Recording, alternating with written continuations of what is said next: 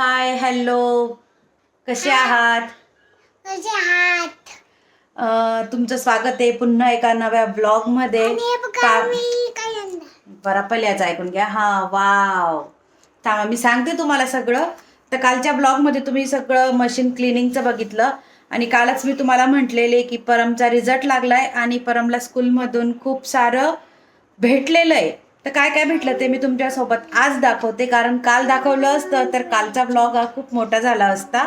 तर हे बघा, सगळ्यात पहिले काय भेटलं पण मला शिवानीज कॅटने इंटेलिजंट. इथे लिहिलेलं आहे इंटेलिजंट. काय इंटेलिजंट. आणि दुसरं एक भेटलं आहे ते म्हणजे फ्रेम. हे बघा, धर मग तुझ्या हातात पकड, मी दाखवते त्यांना. ही परमला स्कूलमधून गिफ्ट भेटलेली आहे. याच्यावर छान असा परम आहे आणि परमचे फोटो बघा किती मस्त. होमवर्क करताना, ॲक्टिव्हिटी करताना, हो ना पमा. तर असं काही भेटलेलं, अजून सर्टिफिकेट पण भेटलेलं त्याला. अजून अजून काय आहे ते बघा, अजून दाखवतोय तुम्हाला पलम. धर असं धर. हे बघा, हे अजून एक भेटलंय माझ्या परमला. वाव, शिवान पाटील. तर असं काही काल स्कूलमधून भेटलेलं त्याला. आणि आजच्या ब्लॉगमध्ये खूप सारं नवीन असणारे, तर ब्लॉग स्किप न करता पूर्ण बघा. आणि परमला स्कूलमधून भेटलेलं सगळं सामान तुम्हाला कसं वाटलं नक्की कमेंट करा. आणि तुमच्याकडे ऊन कसं आहे तेही मला नक्की सांगा, कारण आमच्याकडे तर भयंकर ऊन पडतंय. आज तरी थोडंसं उन्हाचं प्रमाण कमी आहे, पण गरमी तर एकदम भयंकर आहे. चला, आता किती वाजत आलेत? 2:45. आणि आज मी जेवायला बनवलेलं आहे. काय बनवलंय पण आज आपण? इडली आणि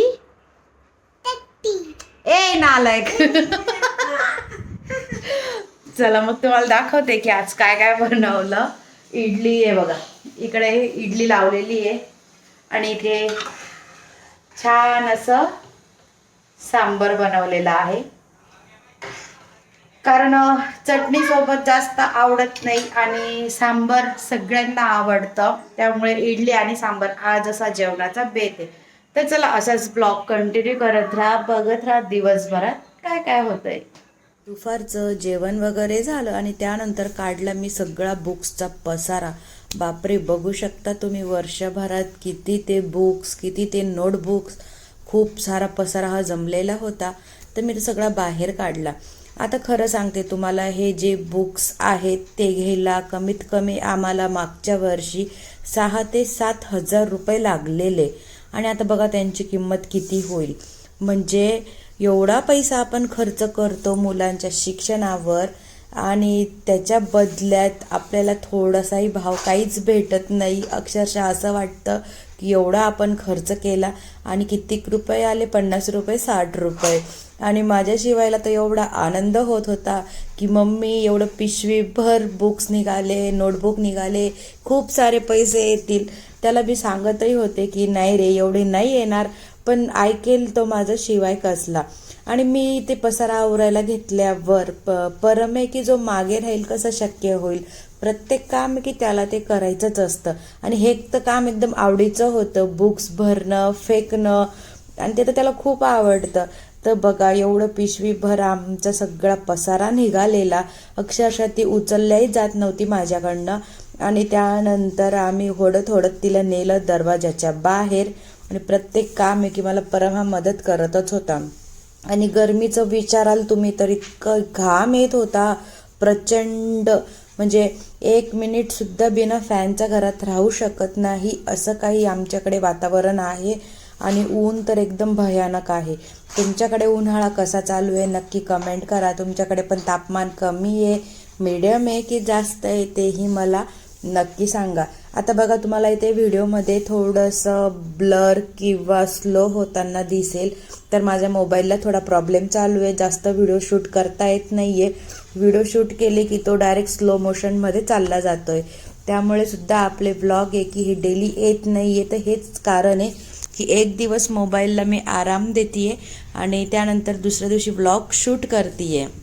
त्यामुळे आपले व्लॉग हे की कंटिन्युअस नाही आहेत. आता इथे वाजले होते संध्याकाळचे 6. मी लागलेली होती स्वयंपाकाला. आता तुम्हाला वाटेल की 6लाच का स्वयंपाकाला लागली, तर ना मला खूप सारं गरम होतं आणि गरमीमध्ये माझ्याकडनं स्वयंपाक होतो पण लगेच जेवण हे माझ्याकडनं होतच नाही. मग मी 6ला स्वयंपाकाला लागते. 7 वाजेपर्यंत टोटल काम हे आवरून घेते आणि त्यानंतर थोडंसं बाहेर बसतो गार हवेत, म्हणजे कसं थोडं आपण रिलॅक्स होतो आणि त्यानंतर जेवणही जातं. तर इथे माझा जेवणाचा बेत होता शेवगाच्या शेंगा आणि पोळ्या आणि तांदूळ की जो रोज आमच्याकडे शिजतोच. एक तर भात किंवा खिचडी, हे तुम्हाला पहिले पण सांगितलेलं आहे आणि तुम्हालाही हे माहितीच आहे. तर असं काही माझं इथे स्वयंपाक करायचं काम चालू होतं. आणि एक सांगते मैत्रिणींनो, जर आपण थोडा स्वयंपाक लवकर केला ना तर घाम हा थोडा कमी येतो. कारण जसं जसं अंधार पडतो ना तसं तसं मला घाम तर खूप येतो आणि स्वयंपाक करायची इच्छाच होत नाही. कारण बाहेर एवढी छान गार हवा सुटते, असं वाटतं की बाहेरच बसावं. त्यामुळे मी काय करते की लवकर स्वयंपाक करून घेते आणि बाहेरच बसते. तर तुम्ही पण असं करता का, मला नक्की कमेंट करा. तर इथे माझ्या शेवगा एक साईडला शिजत होत्या, तोपर्यंत पोळ्या करायला घेतल्या.